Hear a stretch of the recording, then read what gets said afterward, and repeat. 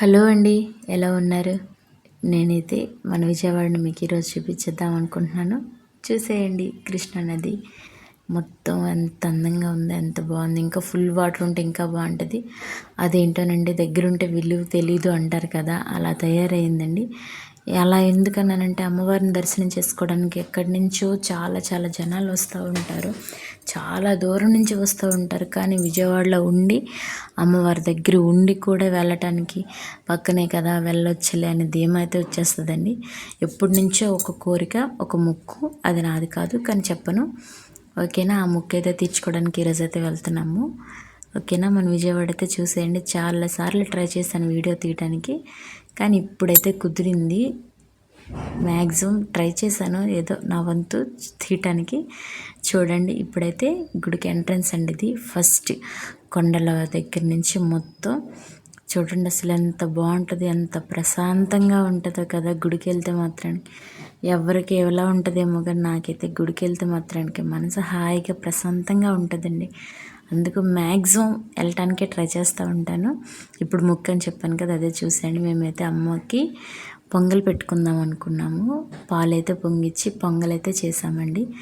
ఈ పొంగల్ని పైకి పెట్టుకెళ్ళాలి అమ్మవారి దగ్గరికి, దర్శనం దగ్గరికి మొత్తము తీసుకెళ్ళి అమ్మకు చూపించి నైవేద్యం అయితే సమర్పించుకోవాలి, ఓకేనా. మా పొంగల్ అయితే రెడీ అయిపోయింది. ఇప్పుడైతే పైకి తీసుకెళ్ళాలి. అలాగే పొంగల్తో పాటు ఇంకొకటి కూడా ఉంది మొక్కు. అదేంటి అంటారా, మెట్ల పూజ అండి, ఓకేనా. ఇక్కడ నుండి స్టార్ట్ చేయాలి మెట్ల పూజకి.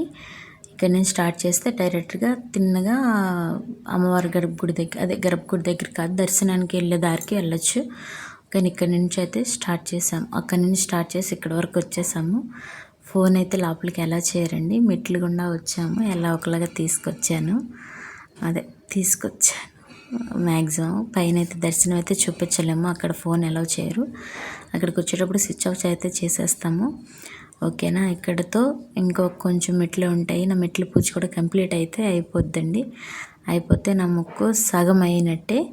ఇంకా పైకి వెళ్ళి అమ్మవారిని దర్శనం చేసుకొని అమ్మకు నైవేద్యం సమర్పించుకుంటే అయిపోయినట్టేనండి, ఓకేనా. గుడిలో చాలా పెద్ద గుడి అని కానీ దీపం పెట్టడానికి ఎక్కడ ఉండదు. ఇక్కడ గజస్తంభం ఉంటుంది, అక్కడైతే దీపం అయితే పెట్టుకోవాలి. అక్కడ దీపం పెట్టేసి నెయ్యి దీపం అలా పెట్టి నైవేద్యం సమర్పించి ఇలా పైకైతే వచ్చేసాము. ఇదండి బయట అమ్మవారికి తూర్పు దిశగా ఉండే గోపురం అనమాట. చూసారా ఎంత బాగుందో, ఓకే. ఇదంతా ఓపెన్ ప్లేస్, ఇక్కడ ఇదంతా ఉంటుంది. నా ఛానల్ మీకు నచ్చినట్టయితే సబ్స్క్రైబ్ చేసుకోండి, లైక్ చేయండి, ఓకేనా. కంపల్సరీగా విజయవాడ వచ్చినట్టయితే అమ్మవారి దర్శనం అయితే చేసుకోండి. Okay, bye.